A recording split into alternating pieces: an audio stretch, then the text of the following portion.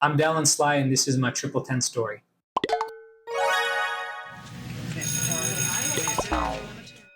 So when I was younger, my dad, he was diagnosed with multiple sclerosis. He got pretty bad right around my teenage years. Into high school, he couldn't walk, and there's a pretty tough time where I had to do online school. When I went back to school, it was a big mess. The choice was either go another extra year and then do summer school, then be a super senior, or I could just go get my GED and then jump into the workforce. And that's what I ended up choosing. I got my first official on the books job. Shortly after that, I worked at a restaurant called Oregano's for a couple years. I think a restaurant's the only place they'll ask you to sell your soul for minimum wage. 2 years of hard work for very little. By this time, I was like 19 or so, and I met my now wife at Walmart while I was working there. She couldn't reach her fruit snacks, so I had to get them for her. And then after that, we ended up exchanging information. And then I took her out on a couple of dates. And right after I turned 20, we ended up just eloping. Her dad, he never explicitly told me that I need to make money before we get married, but he was very heavily implied that I needed to go. So in that time, I decided to go and get my CDL. I went to CDL school. They're still open. I went to a company that hired new drivers, new graduates. They hired me on, but I was gone for like 6 weeks at a time. It was tough on the family, especially because it was right around then that I had my first daughter. Just absolutely despised leaving for so long. And it was just one of those things where I needed to figure out how to be there more. When I was over the road, I was making some really good money, and my buddy needed a place to stay. So I bought a trailer for him, and I just rented it out to him just to help him out. His other friend was going and doing a boot camp at the time. I looked into what boot camps were. I had never heard of them. The more both of us kind of looked into it, the more we kind of started hyping each other up about it. We decided we were going to move to Florida, and then I sold my house. It was right at the perfect time to sell because we ended up having a pretty good return on it. And then I paid for the program in cash. It was also extremely reasonably priced. I looked at a million different places, and the other places were all $10,000 more. And none of them had any guarantees. So after talking to the recruiter at TripleTen and having that conversation about the money back guarantee and seeing how everything worked and how they structured everything, it was kind of a no-brainer. When I was looking into everything, we were just talking about the software engineering programs just because we looked at all the benefits and what it was. And it would just seem like a great idea to kind of just high-level problem solving all day. And I love stuff like that. I never even thought about it. The money back guarantee was huge. And then also the time commitment was another big thing because I didn't have to quit my job or anything. I could keep working those 40 hours I was, and then also try to fit it into my schedule while I was watching my kids. Every project was just hard enough to be almost overwhelming, but just enough to the point where I felt like I could do it, especially with the support system that's there. The time where I felt the most dumb in my life because learning something so new and so foreign was just incredibly difficult for me.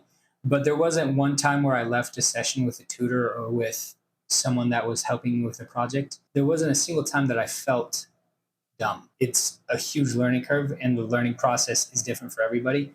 And they never made me feel like I should have known something that I didn't know. So that was a really great experience. The most challenging thing was getting over my own self-doubt. I always thought that I was a smart person. I always felt like I was quick to learn.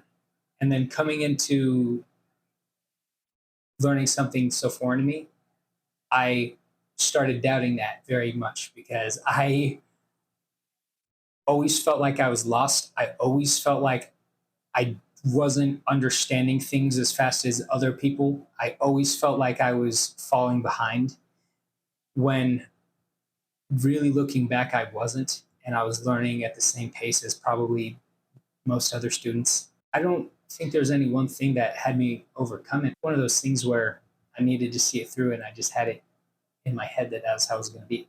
Caffeine, not a lot of sleep. Honestly, when they extended the job offer, I got like emotional. Like I was like, I'm gonna be able to sleep. Like I can sleep again. I haven't slept in so long. I had like 110 productive hours a week, whether it was driving or doing school or watching my kids. There was always so much, and I always felt like I was drowning. It was just a constant flow of exhaustion. I wanted to make them proud of me, and I think that was important to me.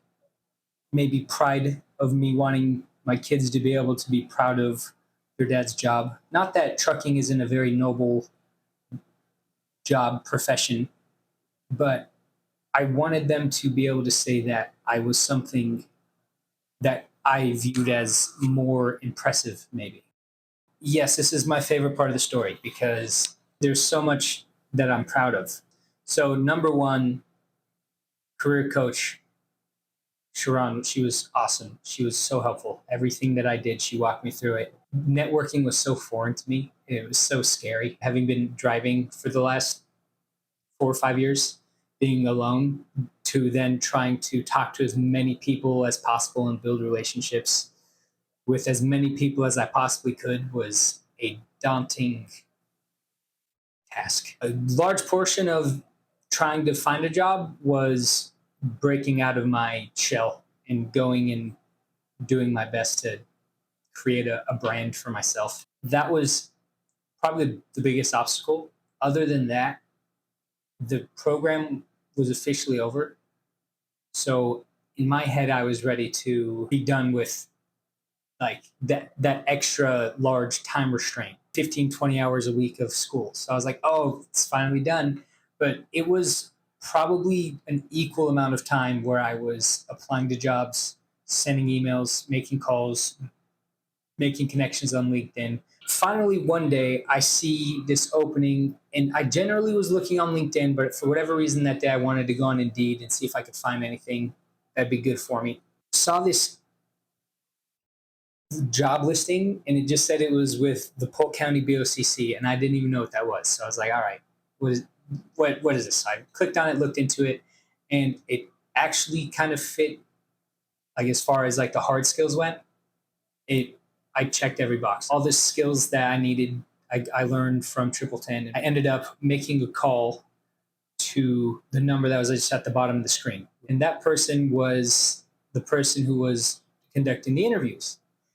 So I got to talk to them for a little bit. And I was like, hey, you know what? Would love to work for the county. I love the community. I love my community. I've always done community service growing up. They told me that I would be moved to a short list and that I should look out for an email to schedule an interview. And I got really excited about it. I told everyone about it. I told my wife, I was like, you know, these guys are going to give me an interview probably.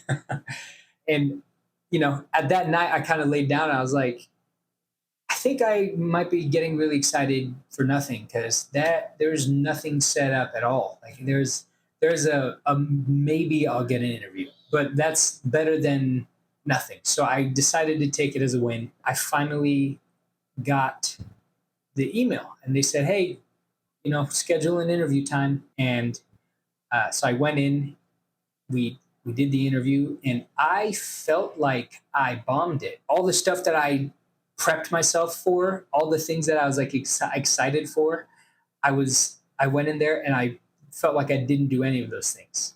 That Friday night, I was driving, and I got a email, and I saw it at like the stop that I got to. I looked, I saw it was from them, and I was like, oh, there's my rejection letter, And I pulled up, and I clicked on the email, and I looked, and the top line said, congratulations. I was like, oh, I was like, yes. Finished up my shift. I went home. I woke my wife up at 3 a.m. when I got home from work. I was like, I got it. And she was like, huh? Oh yeah. It was a very happy moment to get that email. There is no comparison really. So first day of work, they took me to my desk, huge office space. It was this awesome big corner desk, and it's like a whole half of the room is all for me, and I felt super important. So that was really exciting. I talked to management. I did some paperwork, and then at the very end, he came over and he was like, "Hey, what's your schedule going to be after the probationary period?" What do you mean? He's like, "What do you want? Like, what's your? You can just fill out your schedule here. Like, so just like make sure you get 40 hours." And I was like fill it like do my own schedule. Like I was so confused by that concept. And on top of that, when I got in, they gave me a nice new MacBook Pro, and they got me set up on this environment, and I got to just kind of meet the rest of my team, and they're just the best people I've ever met. They're all so down to earth and kind and so willing to help. It's probably I don't think I could have found a better place to have my first job at. My wife, she's pregnant right now, so we're having another one, and being able to be there for her, take care of her through this pregnancy is, it's a special time because those first two, I was kind of gone for a lot of it. I'm pretty long winded about it. I tell them about going through a boot camp. I tell them about TripleTen. I've actually recommended a lot of my buddies go because I just think it's such a great. I've just had such a good experience. So if you're going to do it, it's very hard, and you need to be ready to learn and ready to commit yourself and your time to a task. And you got to make sure you see it through.